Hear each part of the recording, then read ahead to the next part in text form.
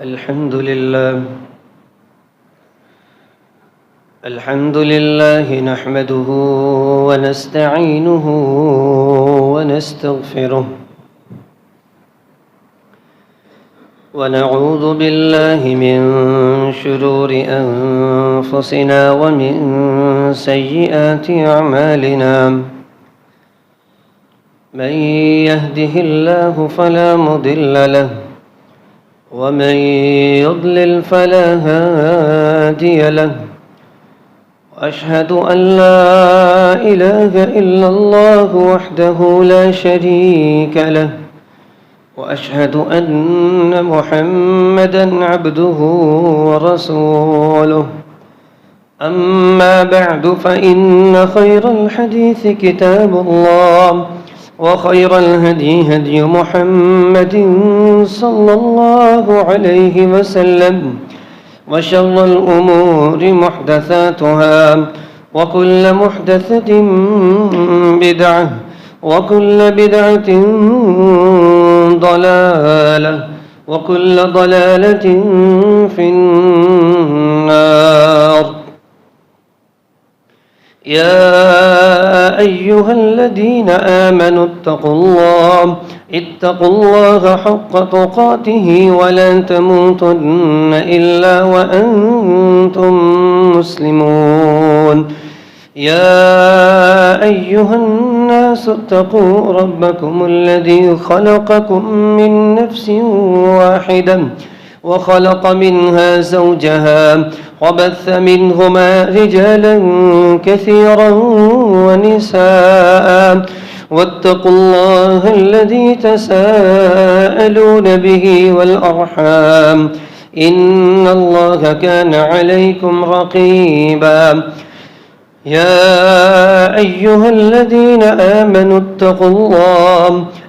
الله وقولوا قولا سديدا يصلح لكم أعمالكم ويغفر لكم ذنوبكم، ومن يطع الله ورسوله فقد فاز فوزا عظيما. اللهم صل على محمد وعلى آل محمد كما صليت على إبراهيم وعلى آل إبراهيم إنك حميد مجيد. اللهم بارك على محمد وعلى آل محمد كما باركت على إبراهيم وعلى آل إبراهيم إنك حميد مجيد.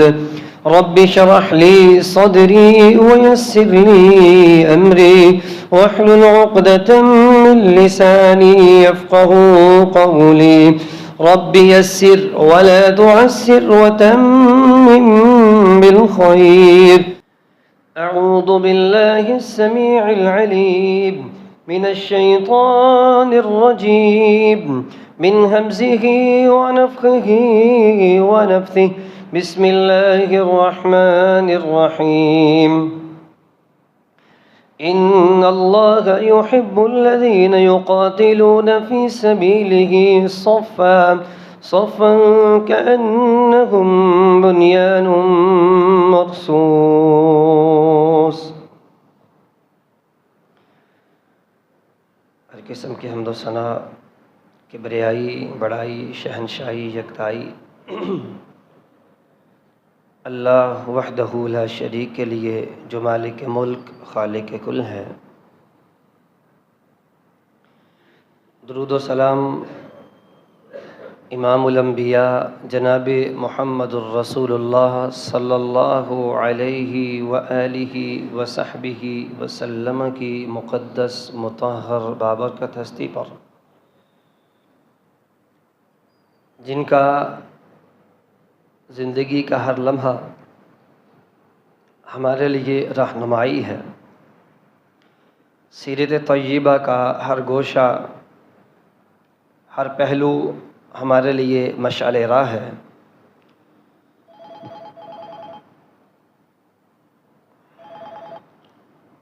रहमत और बख्शिश की दुआ جناب اہل بیت اطہار کے لیے، صحابہ کرام کے لیے، تابعین عظام کے لیے، فقہاء کرام کے لیے، محدثین عظام کے لیے، علماء کرام کے لیے، جو اپنے اپنے وقت میں نبی مکرم رسول معظم صلی اللہ علیہ وسلم کی سیرت کو اپناتے رہے، نظریاتی طور پر اپنے آپ کو مضبوط کرتے رہے، علم وحی کو پڑھتے رہے، پڑھاتے رہے، سیکھتے رہے، سکھاتے رہے۔ عزیزان گرامی،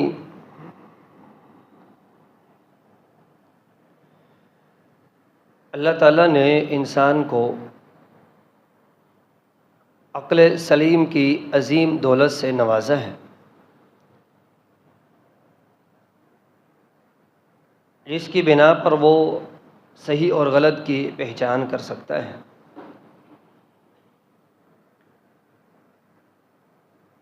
لیکن انسان کو عقل سلیم پر ہی نہیں چھوڑا گیا، بلکہ اس کی رہنمائی کے لیے عقل سلیم کو درست سمت پر لانے کے لیے انبیاء اور رسل کا سلسلہ شروع فرمایا۔ اور یہ انبیاء اور رسل کا سلسلہ نبی مکرم صلی اللہ علیہ وسلم خاتم النبیین تک مکمل ہوا۔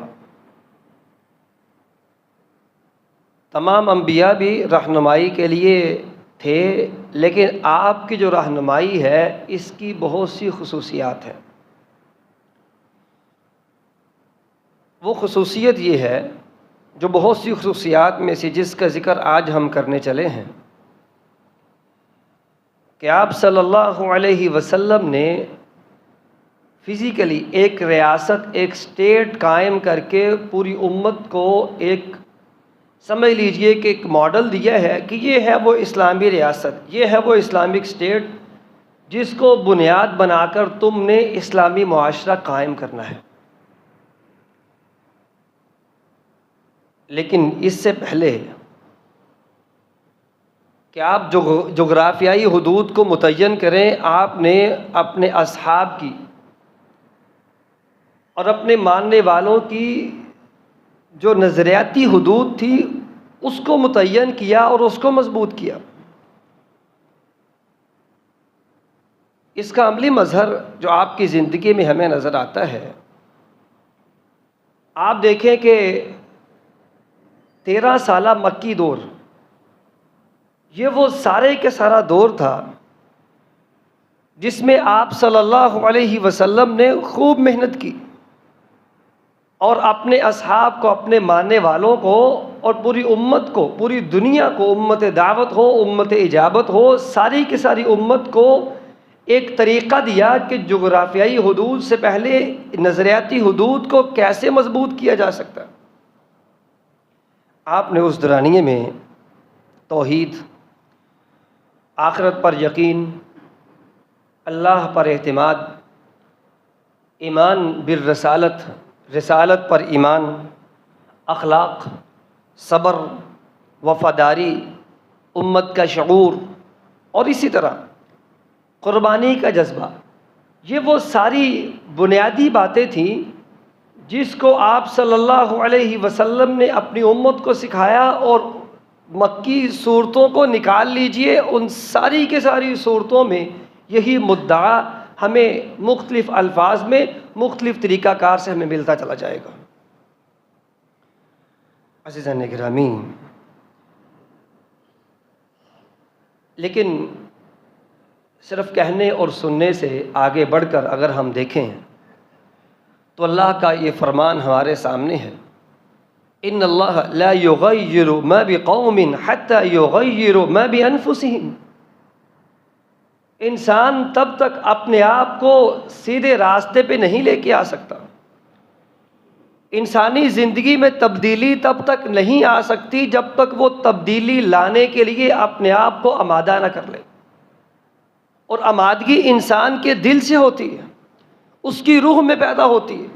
گویا کہ نظریاتی تبدیلی جب تک نہیں آتی، انسان فزیکلی تبدیلی نہیں لا سکتا۔ یہی وجہ تھی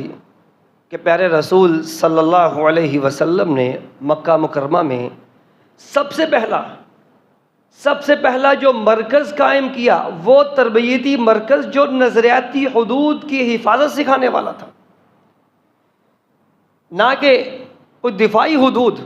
یا دفاعی نظام کو مضبوط کرنے کے لیے کوئی ٹریننگ سینٹر یا اس طرح کا کوئی ادارہ ایسا نہیں تھا، بلکہ رسول اللہ صلی اللہ علیہ وسلم کی عملی زندگی ہمیں بتاتی ہے کہ آپ صلی اللہ علیہ وسلم نے آغاز کیا تو انسان کو انسان بنانے کے لیے،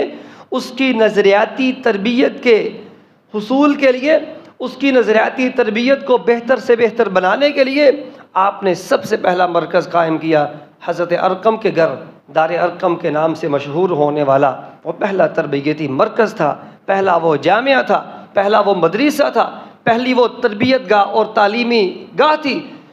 گاہ تھی جس کو رسول اللہ صلی اللہ علیہ وسلم نے قائم کیا تھا۔ اور عزیزان گرامی، وہاں نوجوان بھی تھے، بچے بوڑھے، جو اسلام کے اس خوبصورت دامن میں آتا، اسلام اس کو اپنے خوبصورت دامن میں سمیٹ کر اس کی تربیت کا آغاز کر دیتا۔ عزیزان گرامی، اس تربیت کا رزلٹ کیا نکلا؟ اس تربیت کا رزلٹ یہ نکلا کہ بلال حبشی جیسے وہ غلام اسلام کے بہترین سپاہی تھے۔ اس تربیت کا رزلٹ یہ نکلا جو نظریاتی طور پر کی جا رہی تھی۔ مصعب بن عمیر رضی اللہ عنہ وہ شخصیت تھی، اسلام سے پہلے جس گلی سے گزرتے ان کی خوشبو اس طرح پھیلتی کہ ان کے گزرنے کے بعد بھی لوگ بتاتے تھے یہاں مصعب بن عمیر گزرے ہیں رضی اللہ عنہ۔ لیکن اسلام کے دامن میں آئے تو ساری کی ساری وہ توجہ، سارے کا سارا وہ فوکس جو ان کے اپنے لباس پر، اپنے رہن سہن پہ تھا، توجہ ایسی اس نظریات کی طرف ہوئی کہ ان ساری چیزوں سے توجہ ہٹی اور اپنے نظریات کو بہتر سے بہتر بنانے کے لیے اپنے آپ کو لگا دیا۔ اور عزیزان گرامی، اسی پر بس نہیں، ایک صحابی جو اس نبوی تربیت گاہ سے اپنے نظریاتی تربیت کو لینے کے بعد وہاں سے نکلا، پھر اس نے ایسے کارنامے سر انجام دیے کہ دنیا کی تاریخ میں، اسلامی نہیں بلکہ دنیا کی تاریخ میں وہ کارنامے پوری دنیا کی تاریخ میں نہیں ملتے۔ عزیزان گرامی، یہی وجہ ہے کہ رسول اللہ صلی اللہ علیہ وسلم نے پھر جب ہجرت کا ارادہ فرمایا اور ہجرت کر کے مدینہ تشریف لے گئے، یہ وہ پہلا موقع تھا جہاں نظریاتی حدود کی تربیت کے بعد جغرافیائی حدود کی تربیت کرنے کی ضرورت پڑی۔ وہاں بھی رسول اللہ صلی اللہ علیہ وسلم نے جغرافیائی حدود کو اور اپنی جغرافیہ کو مدینہ منورہ اور اسلامی ریاست کی حفاظت کے لیے وہاں بھی اگر سب سے پہلا کام کیا تو آپ جانتے ہیں مسجد نبوی کی تعمیر فرمائی، اس لیے کہ آپ یہ سبق دے رہے تھے کہ اللہ کے بندو، اگر اپنی حدود کی جو جغرافیائی حدود ہے، اپنی ریاست کی اگر حفاظت کرنی ہے تو وہ بھی یہیں سے ہوگی، اس لیے کہ یہ ایمان کی درسگاہ ہے، یہ تربیت کا مرکز ہے، اتحاد کی علامت ہے، قیادت کا مرکز یہی ہے، اور امت سازی کا ادارہ وہ یہی ہے۔ اگر ایک انسان اگر لوگ امت بننا چاہتے ہیں تو ان کو پھر نظریاتی حدود کی حفاظت کرنے والے اداروں کے ساتھ جڑنا ہوگا۔ عزیزان گرامی، آپ نے جب مدینہ کی ریاست کو پھر جغرافیائی حدود کے مطابق اس کو ڈالنا چاہا تو دوسرا کام آپ نے مواخات کو قائم کیا، اسلامی بھائی چارے کو، جس کی تفصیلات ہم کئی ایک دفعہ بیان کر چکے ہیں، اور اس کے ساتھ تیسرا کام جو کیا، عقیدہ اور وفاداری کی مضبوطی، اس پر کوئی سمجھوتا نہیں تھا۔ عقیدے کی بنیاد پر مسلمان اس اسلامک اسٹیٹ میں اکٹھے ہوئے، اور وفاداری ایسی تھی کہ اسلام کے ساتھ ہر لمحہ، ہر وقت کی وفاداری وہ اسلام کے ساتھ نبھانے کے لیے مکمل طور پر تیار بیٹھے تھے، اور اس کا پھر رزلٹ کیا نکلا؟ نظریاتی حدود کے بعد، نظریات کو درست کرنے کے بعد، جب آپ صلی اللہ علیہ وسلم نے جغرافیائی حدود کے خطوط کو درست کیا، پہلے نظریات کو درست کیا، پھر اسلامک اسٹیٹ کی بنیاد رکھی، اسلامک اسٹیٹ کو پھر چلانے والے، اس کے سارے کے سارے وہ لوگ، اس کے قائدین وہ کیسے تھے؟ عزیزان گرامی، حضرت سعد رضی اللہ عنہ، ان کا اعلان سنیے جو آپ صلی اللہ علیہ وسلم کے سامنے انہوں نے بدر کے موقع پر کیا تھا۔ یہ اعلان ایسا اعلان تھا جس اعلان نے رسول اللہ صلی اللہ علیہ وسلم کی ساری محنت کا وہ ان کو ثمرہ اور رزلٹ امت کے سامنے رکھ دیا۔ پہلے نظریاتی حدود، پھر جغرافیائی حدود، رزلٹ کا نکلا غزوہ بدر ہے، اور کہا پیارے نبی آپ شاید ہم سے مخاطب ہیں، ہم مدینہ والوں سے مخاطب ہیں، اور میں اپنے تمام کے تمام انصار کی طرف سے آپ کے سامنے یہ اعلان کرتا ہوں، پیارے نبی اگر ہمیں سمندر میں کود جانے کا آپ حکم دیں گے، ہم یہ نہیں دیکھیں گے کہ سمندر کتنا گہرا ہے، ہم وہاں کود جائیں گے، اگر ہمارے سامنے کچھ بھی ہو ہم میں سے ایک بھی پیچھے نہیں ہٹے گا۔ ہم موسیٰ علیہ السلام کی قوم کی طرح یہ نہیں کہیں گے انت وربک اذهب انت وربک فقاتلا انا هاهنا قاعدون، آپ اور آپ کا رب جائے لڑنے کے لیے، ہم یہیں بیٹھے ہیں انتظار کریں گے آپ کے رزلٹ کا۔ ہم ایسا نہیں کریں گے بلکہ آپ کے ساتھ اس جنگ میں کود جائیں گے۔ عزیزان گرامی، خلاصہ ساری بات کا یہ ہے کہ جب نظریاتی حدود، نظریہ مضبوط کر دیا جائے، اسلام سے وفاداری سکھا دی جائے، عقیدے کی بنیاد پر اسلام کی عمارت کو کھڑا کر دیا جائے، پھر اس کے بعد جب جغرافیائی حدود کی باری آتی ہے تو پھر ایک مدینہ کی ریاست ہمارے سامنے آتی ہے جس کے وسائل بڑے محدود تھے، دشمن طاقتور تھا، چاروں اطراف سے خطرات ہی خطرات تھے، اندر منافقین تھے اور یہود بھی، کفار بھی، ہر طرف دشمن ہی دشمن، لیکن اس کے باوجود مسلمان ثابت قدم رہے۔ اس کی وجہ یہ تھی کہ ان کو اس بات پر یقین تھا کہ اللہ معنا، اللہ ہمارے ساتھ ہے۔ جس محمد الرسول اللہ صلی اللہ علیہ وسلم کا کلمہ ہم نے پڑھا وہ سچے نبی ہیں، ان کی تعلیمات پر ذرا برابر بھی شک نہیں تھا، ان کی تعلیمات پر عمل کے لیے، اپنے نظریات کو درست رکھنے کے لیے ہر طرح کی وہ کوشش اور خواہشوں کو، ہر طرح کی کوششوں کو بروئے کار لاتے ہوئے، اپنی خواہشوں کو سائڈ پہ رکھ کر اپنی زندگی کے خطوط کو درست کرتے ہوئے چلے گئے۔ اور یہی یقین تھا کہ غزوہ بدر میں 313 تھے، خندق میں بہت تھوڑے تھے، بھوک ناچ رہی تھی، معاشی طور پر پیٹ پر پتھر باندھ کر گزارا کر رہے تھے، لیکن اس کے باوجود بھی ہم نے دیکھا، اسلامی تاریخ ہمیں بتاتی ہے، سیرت نبوی ہمیں بتاتی ہے کہ آپ صلی اللہ علیہ وسلم نے دنیا کے سامنے ایسا ماڈل پیش کیا کہ اس کی نظیر اور اس کی مثال پیش کرنا دنیا کے ہاں بالکل وہ ناممکن سا ہو چلا ہے۔ عزیزان گرامی، اس ساری صورتحال کو سامنے رکھتے ہوئے آج ہم جس دور میں جی رہے ہیں اور پاکستان کے ان حالات میں جہاں ہم سانس لے رہے ہیں، اگر ہم اپنے ارد گرد کو دیکھتے ہیں تو ہم بھی دیکھتے ہیں ہمارے ارد گرد دشمن ہی دشمن ہیں، دوست کم اور دشمن ہر جگہ پہ ہیں۔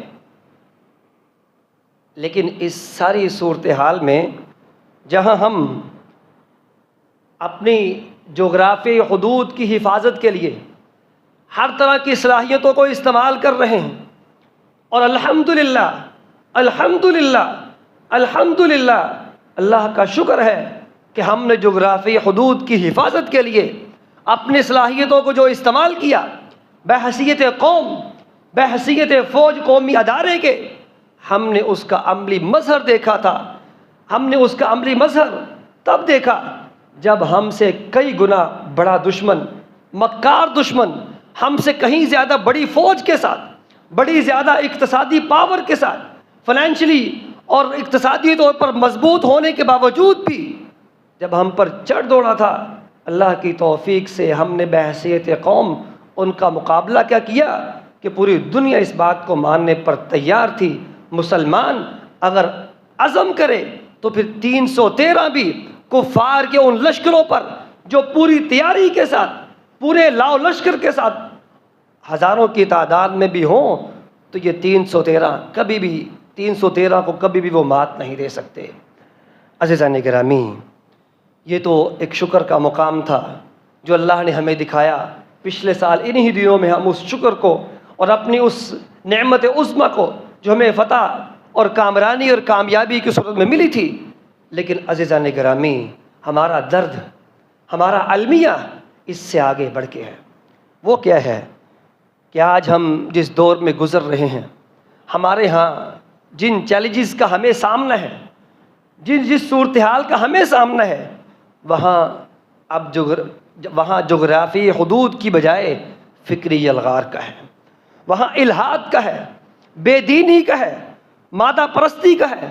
فحاشی اور عریانی کا ہے، اور سوشل میڈیا کے مختلف طرز پر آنے والے فتنوں کا ہے، اور اسلامی شناخت سے دوری کا ہے، اس پہچان کو جو اسلامی پہچان تھی، اسلامی تعلیمات کی ایک پہچان تھی، اس پہچان کو چھپانے کا ہے، اور دین سے کمزور تعلق کا ہے۔ اور عزیزان گرامی، نظریاتی حدود کو اپنے متعین کرنے جو اللہ نے کر دی تھی، اس نظریاتی حدود کو بچانے اور اس کو سمیٹنے اور اس کی حفاظت کا آج ہمارے سامنے اگر کوئی چیلنج ہے تو یہ سب سے بڑے چیلنج ہیں۔ اور عزیزان گرامی، اس چیلنجز کو سامنے رکھتے ہوئے اپنی اشرافیہ اور ان لوگوں کو جن لوگوں کو ہم اپنے ووٹ کے ساتھ الیکٹ کر کے اسمبلیوں میں بھیجتے ہیں، ان لوگوں کی حالت کو دیکھ لیجئے۔ سب سے پہلے اپنے آپ سے شروع کیجئے، اپنے گھروں سے شروع کیجئے، اپنے بیڈ روم سے شروع کیجئے، اور وہاں سے چلتے چلتے اسلام آباد کی اسمبلیوں اور صوبائی اسمبلیوں تک پہنچیے اور دیکھیے کہ ہم نے اپنی نظریاتی حدود کے ساتھ اس کا کیا حشر نشر کر کے رکھا ہوا ہے۔ اس کی ایک مثال، لمبی چوڑی مثالیں آپ سب اس کو بخوب جانتے ہیں۔ آج کے دور میں انسان جتنا باخبر شاید اس سے پہلے کبھی ہوا ہو، ہم سب جانتے ہیں ان ساری چیزوں کو، لیکن اس کی ایک مثال صرف آپ جانتے ہیں۔ ایک مشہور صحافی ہیں انصار عباسی، اس نے ایک ٹویٹ کیا اور ایک بات اٹھائی کہ اسلام آباد کی جو جمز ہیں وہاں پر لڑکے لڑکیاں، خواتین و مرد ایک ہی وقت میں جو وہاں پر جو ان کا ایک سلسلہ ہے جمز کا، وہ ایک ہی وقت میں چلتا ہے۔ تو آپ جانتے ہیں جم پہ جانے کے لیے جو لباس پہنا جاتا ہے وہ عمومی لباس سے ذرا ہٹ کے ہوتا ہے، اس میں مختصر سا لباس پہنا جاتا ہے، اور وہ سارے کی ساری صورتحال کا جو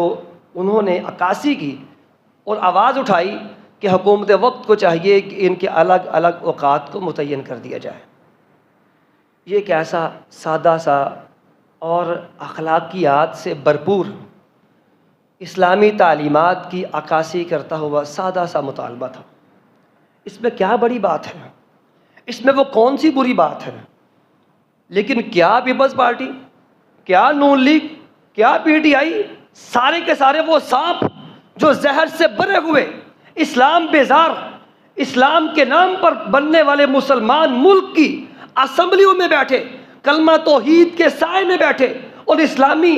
آئین کے پر دستخط اور اس پر حلف اٹھانے کے بعد اسمبلیوں میں پہنچنے والے وہ سارے کے سارے غدار اسلام، وہ سارے کے سارے اس پر پل پڑے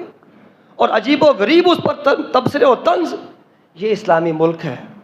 یہ وہ اسلامی اسمبلیوں میں رہنے والے وہ سانپ ہیں، وہ غدار امت ہیں جن کو ہم نے اپنے ووٹوں سے الیکٹ کر کے وہاں بھیجا تھا، اور اس کا رزلٹ ہمارے سامنے ہے۔ نظریاتی حدود ہماری اس طرح کی آج جتنی بکھری پڑی ہے، شاید کہ اس سے پہلے اس کی نظیر کہیں ملتی ہو۔ عزیزان گرامی، آج اگر ہمیں انہی لوگوں کا سامنا رہا، انہی لوگوں کے ساتھ اگر ہم جیتے رہے، تو سچی بات یہ ہے کل کو ہمیں اپنے بچوں کو بتانا پڑے گا، بیٹے مسلمان ہیں ہم، اپنے والدین کو ان کے لیے ہمیں آخری جو ان کے حقوق ہیں اس کی ادائیگی کے لیے ہمیں کیا کیا کرنا پڑے گا، ان کو بتانا پڑے گا، چھوٹی سی چھوٹی بات کو جو اسلام کی بنیادی چیزیں ہیں۔ اور آج ہم اس دور میں داخل ہو چکے ہیں، اس سے بڑھ کر ہمیں اب اور کیا چاہیے؟ نظریات کے طور پر ہم نے کتنا پسماندگی میں جانا ہے، اس سے بڑھ کر ہمیں اور کہاں جانا ہے؟ عزیزان گرامی، اس ساری صورتحال میں ہمارے لیے کرنے کے کام کیا ہیں؟ اس کے لیے سب سے پہلا کام ہمیں اپنے ایمان کی تجدید کرنی ہے۔ ہم مسلمان ہیں، کم از کم ہمیں اپنے اس اسلام پہ ہم جتنے بھی عمل میں کوتاہ ہو سکتے ہیں، عمل میں کوتاہی ہو سکتی ہے، اللہ اس کو معاف کرنے والے ہیں۔ اگرچہ کوتاہی کرنے میں انسان کو بہت حد تک پرہیز کرنا چاہیے، اپنی پوری کوشش کرنی چاہیے، لیکن نظریاتی طور پر انسان کا ایمان جو اقرار باللسان تصدیق بالقلب، تصدیق اسلام کی تصدیق انسان کا دل کرتا ہے، اس کا دل اس کو قبول کرتا ہے۔ عزیزان گرامی، اس ایمان کی تجدید کرنے کی ضرورت ہے، اور اس کے ساتھ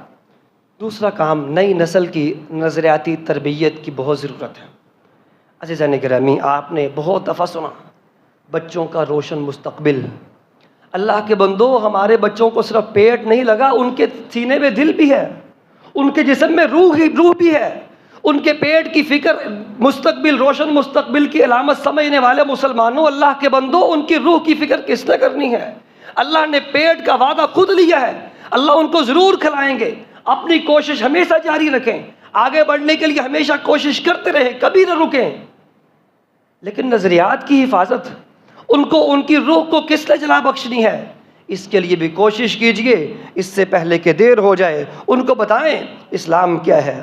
امت کیا ہے، اسلام کی شناخت کیا ہے، نبی صلی اللہ علیہ وسلم سے محبت کیا ہے، آپ کی تعلیمات کیا ہے، امت کے لیے قربانی دینا کیا ہے۔ ہمیشہ مفادات کی جنگ میں انسان جیتے ہارے، یقین کیجئے وہ اس کی کبھی جیت نہیں ہو سکتی۔ اگر ہم نے اپنے بچوں کے روشن مستقبل کا نام رکھا تو یقیناً مفادات کا نام رکھ دیا، انسان اس میں جیتے یا ہارے وہ ہمیشہ ہار ہی ہوتی ہے۔ ان کو بتائیں قربانی کیا ہوتی ہے، امت کیا ہوتی ہے، اجتماعی سوچ کیا ہوتی ہے، امت کے اجتماعی شعور کو بیدار کرنا۔ اپنے بچوں کو یہ سکھائیں، اور یہ سکھانے کی چیزیں ہیں، یہ بتانے کی چیزیں ہیں۔ اور اس کے ساتھ ساتھ گھروں کو تربیت گاہ بنائیں۔ اپنے بچوں کی تربیت یہیں سے شروع کر دیں، اپنے بیڈ روم سے، اپنے ڈائننگ ٹیبل سے، اور چھوٹی چھوٹی باتوں سے لے کر بڑی بڑی باتوں تک ساری باتیں ان کو ایک ایک کر کے سکھاتے چلے جائیں۔ آپ ان کو انسان بنائیں، صحیح معنوں میں انسان بنائیں۔ انشاءاللہ آپ کے لیے دنیا میں بھی اور آخرت میں بھی آپ کے لیے بہترین صدقہ جاریہ ہوں گے۔ اور عزیزان گرامی، ایک المیہ جو بہت حد تک ہمارے ہاں جو پھیل چکا ہے وہ یہ ہے کہ جب بھی کسی اسلامی تعلیمات پر بات کرنی ہو، اسلامی تعلیمات پر بات کرنا براہ راست یہ مشکل کیا ناممکن سا ہے اس دور میں، اور ہمارے ہاں اب یہ ممکن ہو چلا ہے، لیکن مشکل ضرور ہے، یہ بات تو طے ہے، مشکل ضرور ہے۔ براہ راست اسلامی تعلیمات پر بات کرنی ہو اور اس پر کھلے عام کو تبصرہ کرنا ہو تو یہ مشکل لگتا ہے۔ اس کا بہترین حل یہ نکالا گیا کہ آپ اسلامی تعلیمات پر بات نہ کریں، بلکہ ان لوگوں کو نشانہ بنائیں جو اسلامی تعلیمات کی بات کرتے ہیں، کیونکہ وہ آسان ہدف، دنیا کا اس وقت سب سے آسان ہدف وہ لوگ ہیں جن کو آپ اسلامی تعلیمات کی بات کرتے ہوئے سنیں گے۔ جو مرضی بات کر کے ان کے سر پہ لگا دیں، دیکھیں اعمال کے اعتبار سے ہم کہاں کھڑے بحیثیت قوم، اور یہ اسلامی تعلیمات پر بات کرنے والے لوگ کوئی فرشتے آسمانوں سے نہیں اترے ہوئے، یہ بھی ہمارے معاشرے کے لوگ ہیں، یہ بھی وہی غلطیوں سے بڑے بڑے لوگ ہیں، لیکن اپنی غلطیوں کو سارے کا سارا ملبہ اور گٹھریاں اٹھا کر ان کے سر پہ رکھ کر اسلامی تعلیمات کو نشانہ بنانا آج کا سب سے بڑا ہتھ کنڈا بن چکا۔ عزیزان گرامی، اپنے بچوں کو اور خود بھی مساجد، دینی اداروں اور ان کے ساتھ جڑے ہوئے لوگوں کے ساتھ، علماء اور مشائخ اور علماء ربانیین کے ساتھ ان کا احترام اور خوبصورت تعلقات کے ساتھ جڑے رہیں۔ تو کوتاہیاں اور عملی جو کوتاہیاں ہیں ان کے ہم باہم ایک دوسرے کو کوتاہیوں کے ساتھ قبول کرنے والے لوگ ہیں، ہمیں ایک دوسرے کا احترام وہ بھی ملحوظ خاطر رکھنا ہے اور اپنے معاشرے کو سکھانا ہے۔ اس کے ساتھ کرنے کے کام میں یہ بات بھی شامل ہے اسلام کے ساتھ وفاداری، یہ وفاداری ہماری ہر دم ہونی چاہیے، ہر لمحے ہونی چاہیے، ہر موڑ پہ، ہر مرحلے میں ہونی چاہیے۔ کسی بھی وقت میں اسلام سے وفاداری، ہمیں اس سے ایک قدم پیچھے ہٹنے کی بجائے ہمیشہ آگے سے آگے چلنا ہے۔ اسلام پر فخر کیجئے، اسلامی احکامات پر قائم رہیے، دین اسلام کے دفاع میں کھڑے ہو جائیے، اپنی خواہشات پر اسلامی تعلیمات کو مقدم نہ کیجئے، کوتاہیوں کا اقرار کر کے اپنے نظریات کو محفوظ رکھیے۔ یہ ہمارا سب سے بڑا آج کا کام ہے۔ صحابہ کرام کی کامیابی، اسلامی معاشرے کی کامیابی کا راز بھی یہی تھا کہ وہ عقیدے میں مضبوط تھے، اخلاق کے محافظ تھے، معاشرتی طور پر ایک دوسرے کے ساتھ جڑے ہوئے لوگ تھے۔ عزیزان گرامی، اگر ہم بھی چاہتے ہیں ہم نے اپنی نسلوں کو، اپنے معاشروں کو، اپنے ملکوں کو بچانا ہے، تو ہمیں رسول اللہ صلی اللہ علیہ وسلم کے طریقے پہ عمل کرنا ہے۔ اور آپ کا طریقہ بڑا سادہ اور سمپل ہے، اصولی طریقہ ہے کہ اپنے نظریات کی حفاظت پہلے کیجئے اور اس کے بعد اپنی ملک و قوم کی حفاظت بھی کیجئے، وہ انشاءاللہ آسان رہے گی۔ اپنے نظریات کو دیکھیے کہاں سے کہاں تک جا چکے ہیں، بحیثیت قوم بھی، بحیثیت فرد بھی، بحیثیت اجتماعی بھی۔ ہمیں اپنے آپ کو دیکھنا ہے، اپنی اصلاح کرنی ہے۔ اللہ کرے ہم کر سکیں۔ اللہ تعالی ہم سب کا حامی ناصر ہو۔ السلام علیکم ورحمۃ اللہ۔